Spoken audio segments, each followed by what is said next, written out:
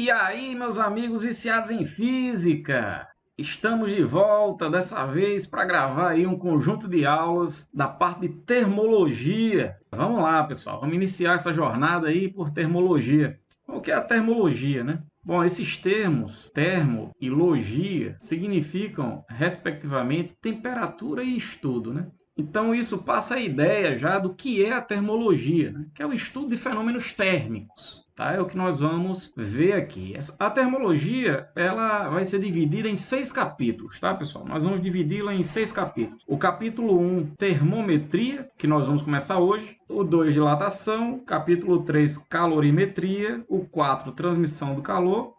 Os 5 gases perfeitos, e aí a gente fecha com a parte termodinâmica, onde a gente vai discutir as máquinas térmicas e as leis da termodinâmica. Tranquilidade? Então vamos iniciar com o capítulo 1, termometria. O que vai ser a termometria, né? Termo, como a gente já discutiu, é relativa à temperatura e metria a medida, né? Então, a termometria ela é um estudo da medida de temperatura. Como é que a gente pode fazer medições de temperatura, né? Como é que a gente pode usar um termômetro, construir um termômetro, né? Como é que a gente pode manusear uma escala termométrica. Então, é basicamente isso que a gente vai estudar aí em termometria. Eu vou dividir a termometria em algumas aulas. A primeira aula, essa aula de hoje, nós vamos para o conceito mais básico que a gente precisa aqui, que é o que a gente chama de lei zero da termodinâmica. Percebam que eu estou falando de uma lei. Sempre que um professor de física falar de uma lei física, meu amigo, levanta as orelhinhas, porque a informação é importante. Você não pode dizer que manja física se você não conhecer as leis da física, né? Por exemplo, em mecânica, saber as leis de Newton, saber o princípio da conservação da energia e por aí vai, as leis da mecânica. Aqui vai ser fundamental a gente conhecer as leis da termodinâmica, que são quatro leis. A lei zero, a primeira, a segunda e a terceira lei da termodinâmica, que a gente vai conhecer ao longo de todo o curso da termologia. Hoje, a primeira aula, a gente já começa de cara com a lei, que é a lei zero da termodinâmica, certo? Então, o coração da aula de hoje vai ser entender isso aí. Então, para a gente chegar lá, primeiro, a gente tem que conhecer alguns conceitos iniciais, tá? Então, para isso, eu vou fazer algumas perguntas para vocês. Por exemplo, do que é que os corpos são formados? Se você tem, por exemplo, aí na figura um tijolo, um copo d'água e um gás, coloquei de propósito corpos em estados físicos diferentes, sólido, líquido e gasoso, mas eles vão ter algo em comum. O que é que forma esses corpos? Se a gente puder dar um zoom, a gente poder ver como é que é a constituição desses corpos, o que é que a gente veria? Primeira informação que vocês precisam saber é que todo o corpo, pessoal, é formado por partículas, tá? Esse tijolo, o copo d'água, um gás, a cadeira que você está sentado, o lápis que você está segurando, você é formado por partículas. E essas partículas, pessoal, elas estão em constante agitação, constante vibração, como vocês podem ver nesse esquema abaixo. A diferença nessa agitação, ela vai estar relacionada ao estado físico da matéria. Veja que em todos as partículas vibram, mas nos sólidos elas vão estar mais presas uma em relação às outras, então elas vão ter uma vibração mais restrita. Nos líquidos, elas são mais independentes uma da outra, então elas podem vibrar mais, se movimentar mais. E nos gases, as partículas são praticamente independentes entre si, então elas têm um movimento mais caótico. Mas no geral, seja sólido, líquido ou gasoso, você vai ter corpos que são formados por partículas e já perceba que essas partículas estão sempre em movimento, elas estão sempre vibrando no interior do corpo. E aí, pessoal, vocês devem lembrar lá de mecânica que vocês viram que qualquer corpo que esteja em movimento, ele tem uma determinada energia. Eles têm uma energia o quê? Uma energia cinética. Então, o fato dessas partículas estarem em movimento, cada uma delas vai ter uma determinada energia cinética. E a partir disso, a gente pode definir uma grandeza da termologia chamada de energia térmica, que nada mais é do que a soma da energia cinética de todas as partículas que compõem o sistema. Então, resumindo, todos os corpos são formados por partículas. Essas partículas estão em constante movimento. Cada partícula dessa, por estar em movimento, tem uma energia cinética. E a soma de todas as energias cinéticas dessas partículas vai definir o que a gente vai chamar de energia térmica. Vai ser a energia térmica do meu sistema, beleza? Então esse é o primeiro conceito importante que a gente tem que colocar aqui, o conceito de energia térmica. Então a conclusão que a gente tira disso é que num determinado sistema, quanto mais as partículas estiverem agitadas, maior vai ser a sua energia térmica. E vice-versa, né? Se você tem um sistema e a agitação das partículas está diminuindo, é porque a energia térmica está diminuindo. Então, por exemplo, digamos que eu tenha aqui dois gases, que eu vou chamar de gás A e gás B. E eu coloco esses gases sobre duas fontes, que eu vou chamar de fonte quente e fonte fria.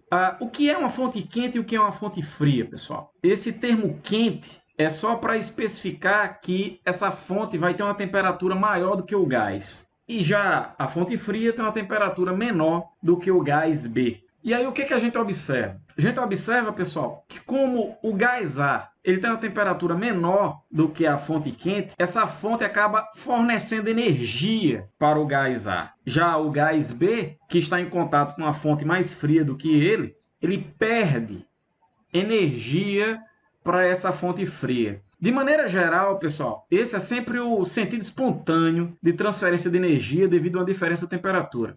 Essa energia sempre vai do corpo mais quente para o corpo mais frio. Então, é o que acontece com o gás A, ele recebe essa energia da fonte quente, enquanto que o gás B, ele perde energia para a fonte fria. A consequência disso, pessoal, é que se a gente pudesse observar as partículas de cada um dos gases após essa troca de energia, é que o gás A, ele estaria com as partículas bem agitadas, as partículas se movimentando de maneira bem mais rápida do que as partículas do gás B. Como você pode observar no esquema, as partículas se movimentam de maneira bem mais lenta, indicando uma agitação, um movimento menor das partículas. Então, o sistema do gás B teria uma energia térmica menor do que do gás A. Então, quando você aquece um sistema, você aumenta a agitação das partículas, aumenta a sua energia térmica. Quando você esfria um sistema, você diminui a agitação térmica, as partículas ficam mais lentas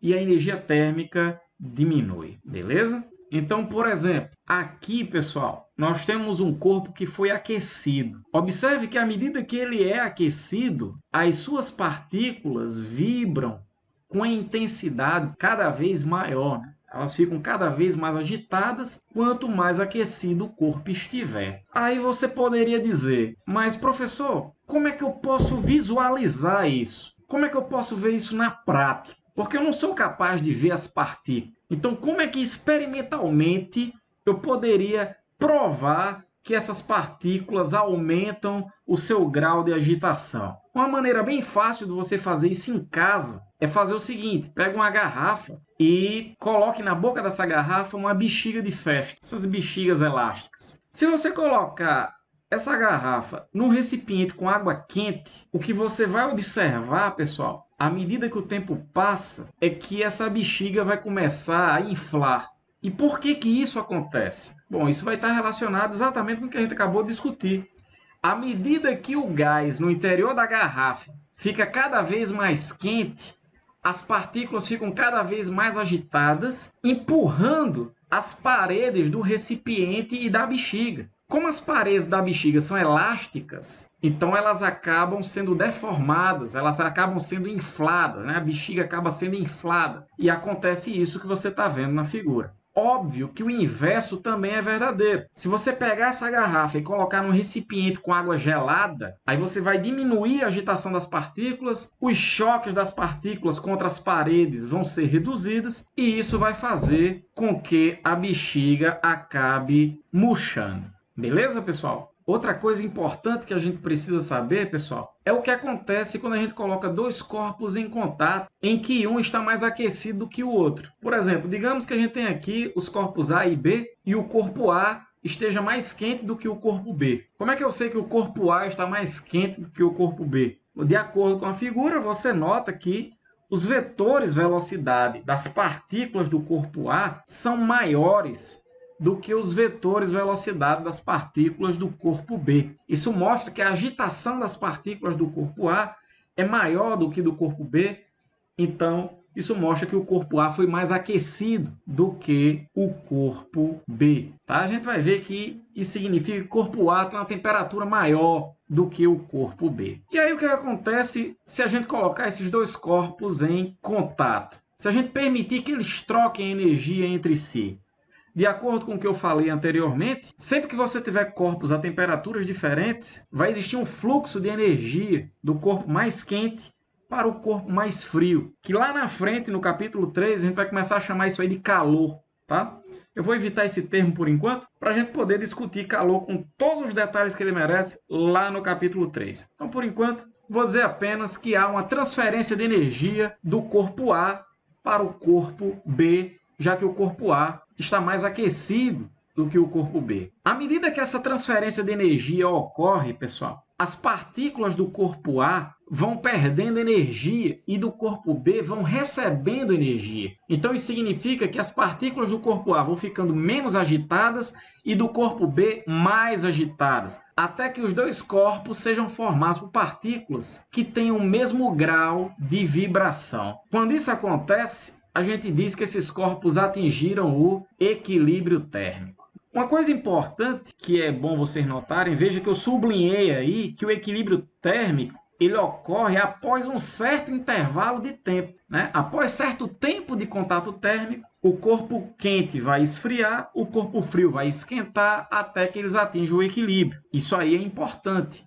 O equilíbrio térmico não acontece de maneira instantânea. Ele vai levar um certo tempo. Isso é importante você saber porque muitas questões vão afirmar, por exemplo, o seguinte: você coloca uma garrafa com água na geladeira e considere que essa garrafa fica por muito tempo dentro da geladeira. O que é que ele quer dizer com isso? Ele quer dizer que já deu tempo suficiente para que a água que você colocou na geladeira entre em equilíbrio térmico com o ambiente da geladeira. Outra situação. Ele diz que você coloca uma xícara de café quente sobre a mesa e acaba esquecendo a xícara lá. E depois de um certo tempo, você vai tomar o café. O que é que você observa? Você vai observar que o café entrou em equilíbrio térmico com o ambiente. Ele esfriou até que atingisse a mesma temperatura que o ambiente. Beleza? Então, esse é um conceito inicial importante também, que é o conceito de equilíbrio térmico. E aí, agora sim, nós vamos para o coração da aula de hoje, que é o que a gente chama de Lei Zero da termodinâmica. Para entender o que é essa lei, vamos analisar essa figura que está aí no slide. Nós temos um recipiente onde há três corpos que eu nomeei de corpo A, corpo B e corpo C. Esses corpos estão dentro de um recipiente que tem dois tipos de paredes. Perceba que tem uma parede mais escura e há uma parede azul clara. Essas paredes elas são diferentes. A parede escura é uma parede isolante térmica, também chamada de parede adiabática. Perceba que toda a parede externa da caixa é isolante térmica, então isso faz com que os três corpos eles não possam trocar energia com o meio externo. A gente diz que eles estão isolados do meio externo. Eles só podem trocar energia entre si. Isso porque entre eles há uma parede, que está aí representada por azul claro, que é uma parede condutora térmica, também chamada de parede diatérmica, tá? Então, parede adiabática é uma parede isolante, uma parede diatérmica é uma parede condutora. Então, de acordo com o esquema, os corpos A e C podem trocar energia entre si e os corpos B e C também podem trocar energia entre si. Mas não pode ocorrer uma troca direta entre os corpos A e B, porque eles estão separados por uma parede isolante, uma parede adiabática. Bom, o problema é o seguinte, digamos que a gente abandona esses corpos aí, e a pergunta é, o que é que a gente observa depois de um certo intervalo de tempo? De acordo com o que a gente acabou de discutir, sempre que você tiver dois corpos em contato, eles sempre vão tender ao equilíbrio térmico. Então, os corpos A e C, eles vão trocar energia entre si até que entrem em equilíbrio térmico. E os corpos B e C também, depois de um certo intervalo de tempo, vão entrar em equilíbrio térmico. A pergunta é, se A e C estiverem em equilíbrio térmico e B e C estiverem em equilíbrio térmico, A e B estarão em equilíbrio térmico também?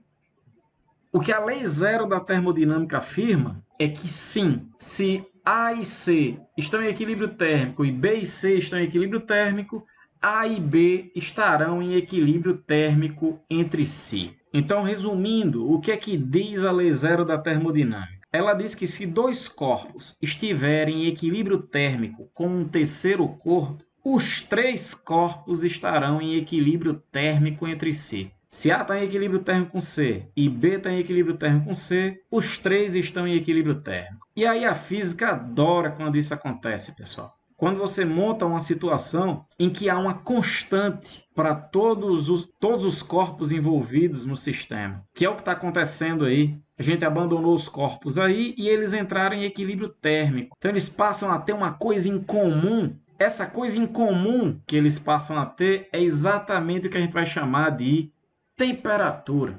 Então, uma das grandes importâncias da lei zero da termodinâmica é que ela introduz uma grandeza chamada temperatura. A temperatura ela vem da lei zero da termodinâmica, devido ao fato de que se A e C estão em equilíbrio térmico e B e C estão em equilíbrio térmico, os três estão em equilíbrio térmico, né? Os três vão ter uma coisa em comum e essa coisa em comum é a temperatura. Beleza? De forma geral, pessoal, as leis da termodinâmica elas sempre vão introduzir alguma grandeza física.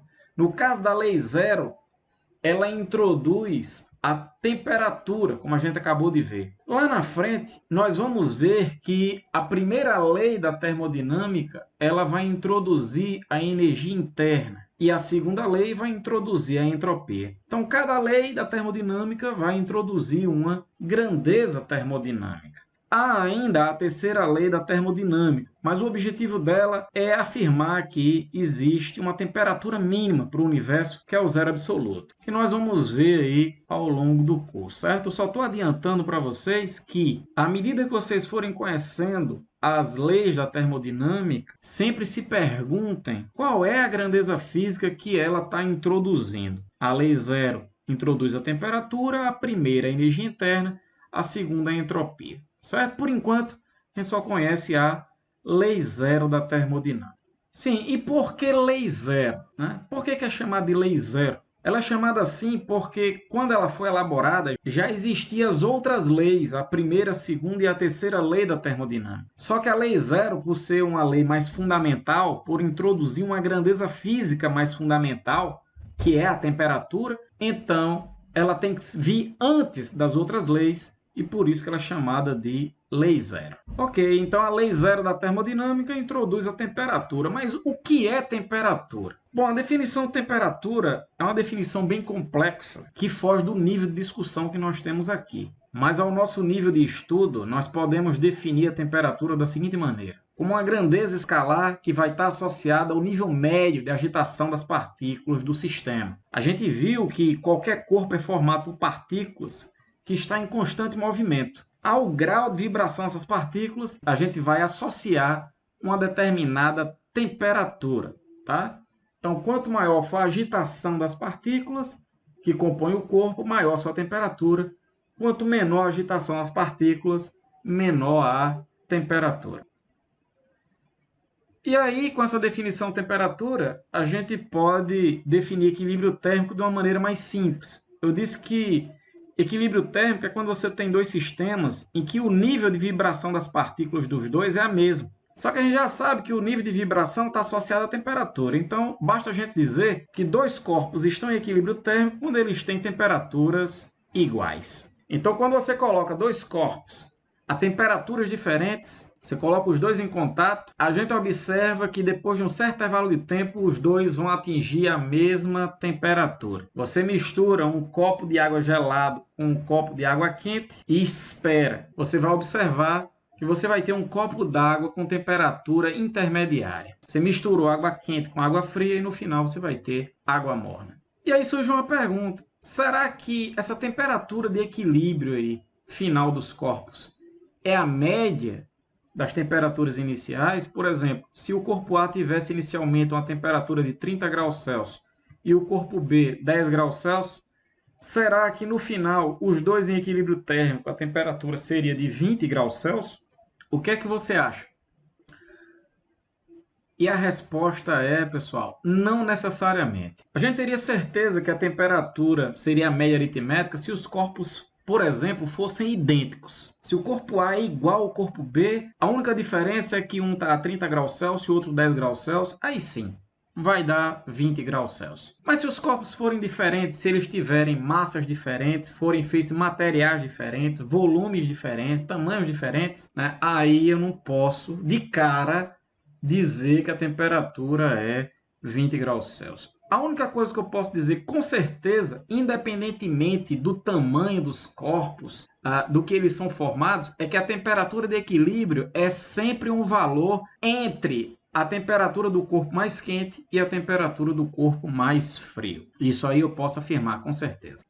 Para se calcular a temperatura de equilíbrio, então nos casos em que os corpos forem diferentes e a gente tenha que achar a temperatura de equilíbrio, aí a gente vai aprender a fazer isso lá no capítulo 3 em calorimetria, certo, pessoal? Por enquanto a gente não vai se preocupar com isso. Comentei isso aqui só por curiosidade. Então lá em calorimetria a gente vai aprender a achar a temperatura de equilíbrio quando a gente coloca dois corpos a temperaturas diferentes em contato. Outra coisa importante aqui é o fato da temperatura estar relacionada ao nível médio de agitação das partículas. Por que esse termo é importante? Porque, como a gente viu, qualquer corpo é formado por partículas que estão em constante movimento. Só que essas partículas, pessoal, elas têm velocidades completamente diferentes. Você vai ter partículas que se movem muito rapidamente, partículas que têm uma velocidade menor e partículas com velocidade intermediária. Como você pode ver nesse esquema aí. Ao nível médio dessa agitação das partículas, a gente vai associar uma temperatura ao corpo.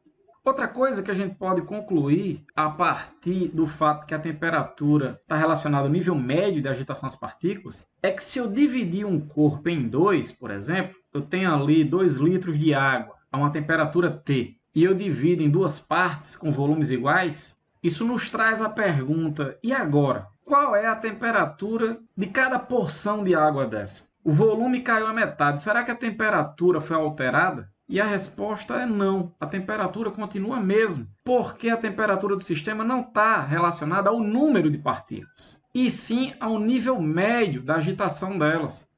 Então, quando você tira 1 litro de lá, você vai tirar aí um volume que tem partículas rápidas, partículas lentas e partículas com velocidades intermediárias, de forma que a média continua a mesma. Então, a temperatura não é alterada quando você divide o sistema. Outro comentário importante que nós podemos fazer em relação à lei zero da termodinâmica é que ela é um resultado experimental e não lógico. Porque você poderia olhar para isso aí e dizer assim, se A e C têm a mesma temperatura e B e C têm a mesma temperatura, então, logicamente, A e B têm a mesma temperatura. Mas a lei zero da termodinâmica, ela é um resultado experimental. A gente faz o experimento, coloca A em equilíbrio térmico com C, B em equilíbrio térmico com C, e se a gente permitir o contato térmico entre A e B, a gente observa que nada ocorre, de maneira que A e B também estão em equilíbrio térmico entre si. Se você ainda não está convencido disso, de que não é um resultado lógico, eu vou te mostrar uma situação semelhante para você ver que o raciocínio lógico não daria certo. Por exemplo, imagine 3 ímãs. O ímã A, o ímã B e o ímã C. Você lembra que qualquer ímã ele tem 2 polos, né? O polo norte e o polo sul. E só para lembrar, na interação entre os ímãs, ocorre uma atração se você aproximar polos de nomes diferentes e uma repulsão se você aproximar polos de nomes iguais. Então, no caso da interação entre os ímãs A e C, observe que os polos mais próximos são o sul do ímã A e o norte do ímã C, polos de nomes diferentes, então vai ocorrer entre eles uma atração. Então, A e C se atraem. Entre os ímãs B e C, você vai ter o polo sul do ímã B e o polo norte do ímã C, são nomes diferentes, então vai ocorrer uma atração também. Já entre os ímãs A e B, você vai ter a interação norte-norte, né? Os polos mais próximos, e sul-sul dos ímãs A e B. Então, são polos de nomes iguais, eles vão se repelir. Essa é a situação que vai ocorrer para os ímãs. Só que se você fosse seguir simplesmente um raciocínio lógico, você iria dizer que se entre A e C há uma atração e entre B e C também há uma atração, então com isso a gente chega à conclusão que entre A e B também há uma atração. Só que não é isso que a gente observa. Ou seja, a lógica aí não dá certo. Então, a lei zero da termodinâmica, ela não é um resultado lógico, ela é um resultado experimental. E o último comentário que a gente poderia fazer aqui sobre a lei zero da termodinâmica é que ela viabiliza o uso dos termômetros. Um termômetro é útil graças à lei zero da termodinâmica. Por quê? Por exemplo, digamos que eu tenho aqui dois sistemas, A e B, e eu quero saber se eles estão em equilíbrio térmico entre si. O que é que a gente pode fazer? Eu posso colocar um termômetro em contato com o sistema A e medir a sua temperatura, né? A gente coloca o termômetro, espera um certo intervalo de tempo para ele entrar em equilíbrio térmico com o corpo, e aí o termômetro vai medir a temperatura desse sistema. Só uma curiosidade aqui, por que a gente tem que esperar um certo intervalo de tempo, né? A gente tem que esperar esse tempo, pessoal, porque o termômetro, ele mede a sua própria temperatura. O termômetro, ele mede a temperatura dele. Só que quando a gente coloca o termômetro em contato com outro corpo e a gente espera um certo intervalo de tempo, o termômetro entra em equilíbrio térmico com outro corpo, de maneira que ele acaba medindo a temperatura desse corpo que eu coloquei em contato. Então, o termômetro vai medir a temperatura do corpo A. Depois eu coloco o termômetro em contato com o sistema B e digamos que ele marque a mesma temperatura. Ou seja, o termômetro ele está em equilíbrio térmico, tanto com o sistema A como com o sistema B. Então, da lei zero da termodinâmica, eu posso dizer que os três estão em equilíbrio térmico entre si. Ou seja, eu posso dizer que A e B estão em equilíbrio térmico. Beleza, pessoal?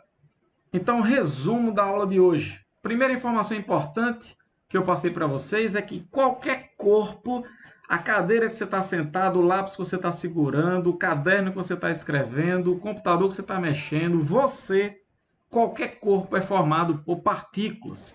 E essas partículas estão em constante vibração. Essa é uma informação tão importante, pessoal, que só para vocês terem uma ideia, existia um físico muito importante chamado Richard Feynman, e certa vez ele afirmou que se ocorresse um cataclisma e todo o conhecimento científico fosse destruído e a gente pudesse passar para as próximas gerações apenas uma informação, essa informação seria a seguinte: que todas as coisas são constituídas de átomos, pequenas partículas que se movem permanentemente, que se atraem mutuamente quando estão afastadas, mas que se repelem quando são empurradas umas contra as outras.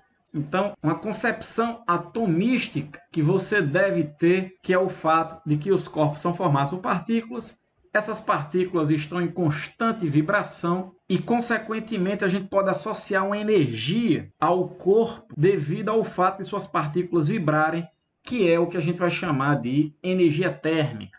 A energia térmica é a soma da energia cinética de todas as partículas do corpo. E aí vem o coração da aula de hoje, que é a lei zero da termodinâmica, que diz que quando dois corpos estão em equilíbrio térmico com um terceiro corpo, os três estarão em equilíbrio térmico entre si. A principal consequência da lei zero é que ela introduz uma grandeza física chamada temperatura. A temperatura vem da lei zero da termodinâmica. E essa temperatura ela vai estar associada a essa agitação das partículas do corpo. Quanto mais agitadas as partículas estiverem, maior a temperatura e vice-versa. Se você aumenta a temperatura, você está aumentando a agitação das partículas. Outro ponto é que a lei zero da termodinâmica é um resultado empírico. Ela vem da experiência e não um resultado lógico. Se a temperatura de A e C são iguais e de B e C são iguais, logicamente A e B são iguais. O raciocínio não é esse. A lei zero ela vem de um resultado empírico. Terceiro ponto. A lei zero da termodinâmica viabiliza o uso dos termômetros.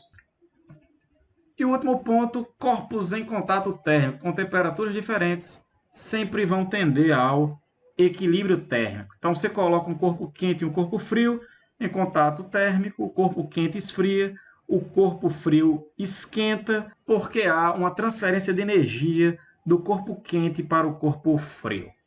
Que lá na frente, lá em calorimetria, a gente vai começar a chamar isso aí de calor, essa energia que fluiu do corpo quente para o corpo frio. Beleza, pessoal? Então é isso, meus amigos viciados em física. Foi um prazer mais uma vez estar com vocês. Não se esqueça de se inscrever no nosso canal, deixe o seu joinha e até a próxima. Valeu!